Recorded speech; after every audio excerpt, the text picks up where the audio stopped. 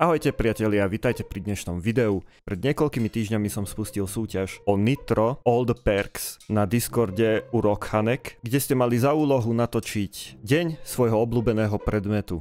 Či to bol plišák, figurka, reálne auto alebo práčka, mne to bolo úplne jedno, hlavne aby ste do toho dali svoju dušu a kreativitu. Mali to byť originálne, zábavné alebo hoci aj vážne, či dojímavé videá. No dnes tu máme konečne hodnotenie. Do súťaže sa zapojili iba 3 ľudia. Ale to nevadí, pretože títo 3 dali do svojich videí kus srdca, kreativity a nejaké tie vlastné nápady. No a teraz sa poďme pozrieť na to, čo nám poslali. Máme tu prvé video, volá sa Sketch. Je to od našej milovanej Vicky aka Rockhanek. Som strašne zvedavý, čo to bude. Toto tu teraz je moja úprimná reakcia. Vidím to poprvýkrát.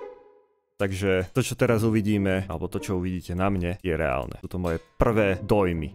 Tak poďme na to. Môj obľúbený predmet sú moji plišačíkovia. Mám ich veľmi rada a každé ráno s nimi stávam. Hneď mu obujem papučky, aby mu nebola zima a dám mu mojich kamarátov. Samozrejme pozerajú Billyho videa a sú veľmi šťastní. Billy, máš fakt super videá! Keďže sú hladní, tak si spravíme nejakú polievočku, ale keďže im nakoniec moc nechutila, ideme do chladničky vybrať nejaký chálec. Jesť to chcem! Oh yeah! Woohoo! Máme radi kávu, tak sa len tak pripíjame a chillujeme. Po tej káve dostaneme stračku. Je to krutý život, ale aspoň tematický. Tak sa musíme ísť zosprchovať a keď už idem do školy, najradšej by som si ich zobrala so sebou. Wow, akože toto bol naozaj že super začiatok. Úplne ma prekvapilo to všetko okolo toho. Nečakal som, že tam zapojíš až toľko veľa tých hračiek, ale je to super. Úplne si vychytala tému a to som vyberal naozaj takú tému, čo by zvládol, alebo teoreticky by mal zvládnuť prvák na strednej. Čiže je to krátke, zábavné a vtipné. A čo sa mi páči je, začína sa to vstávaním z postele a končí sa to odchodom. Čiže to má začiatok aj koniec a celý ten príbeh v strede okolo toho tie omáčky. Za mňa super, poďme na ďalšie video. Takže ďalšie video tu máme od Shadowa. Jeho výtvor sa volá Deň Passatu. Možno už tuším, o čom to bude. Určite o aute. Ale o to zaujímavejšie to je, že ten predmet je niečo iné ako hračka. Poďme sa na to pozrieť. Obľúbený item, pase. Sekunda. Toto máme na výšku. Hneď to napravíme. Dobre. Môžeme ísť na to. Obľúbený item, paseraty.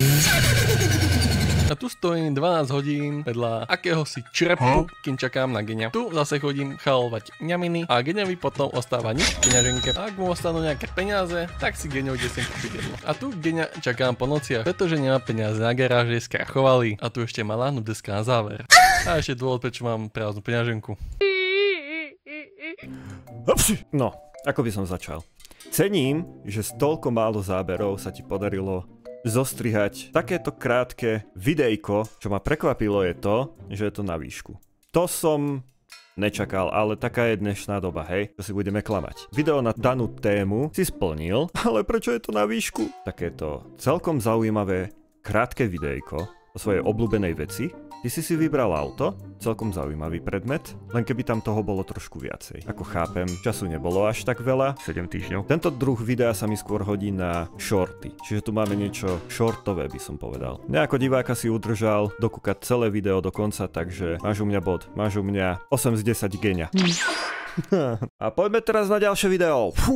No a to ďalšie video je zároveň aj posledným videom. Posledné video nám prišlo od Delizabeth a volá sa Boring Day of a Carmex.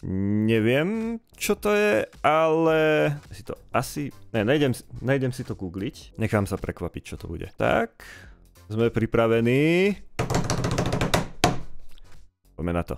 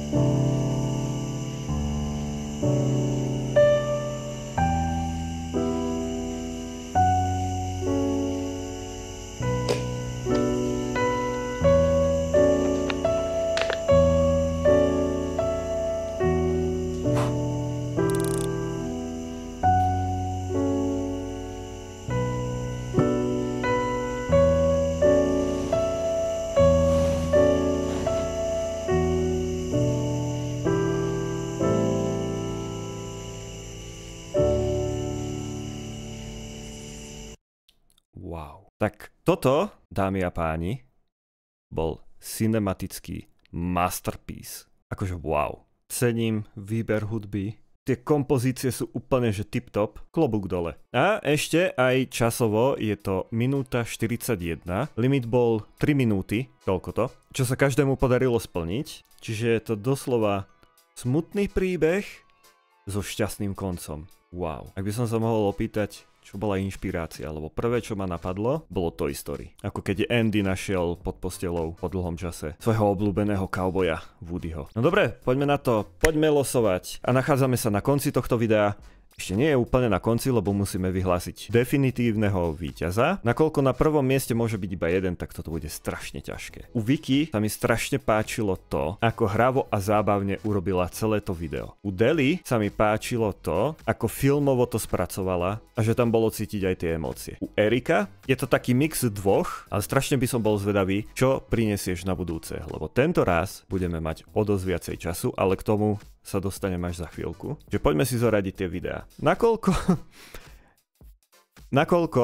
sa z minimálneho počtu 5 ľudí zapojili zatiaľ iba 3. U mňa na prvom mieste zábavné je Viki. Takisto na prvom mieste je aj Deli, nakoľko to bolo krásne filmovo a emotívne spracované. Smutný príbeh so šťastným koncom. A cením, že Erik i napriek tomu, že mal strašne málo toho, či už času alebo záznamu, dokázal zbúchať takéto video. Takže ľudia, čo toto pozeráte, vždy máte šancu. Berte si príklad z Erika, lebo aj z mála sa dá urobiť niečo, čo sa dá pozerať a je zábavné. Takže očakávam, že sa zapojíte do ďalšej súťaže. A teraz pozor, vyhlasujem ďalšiu súťaž. Aktuálne od teraz začína. A teraz pozor.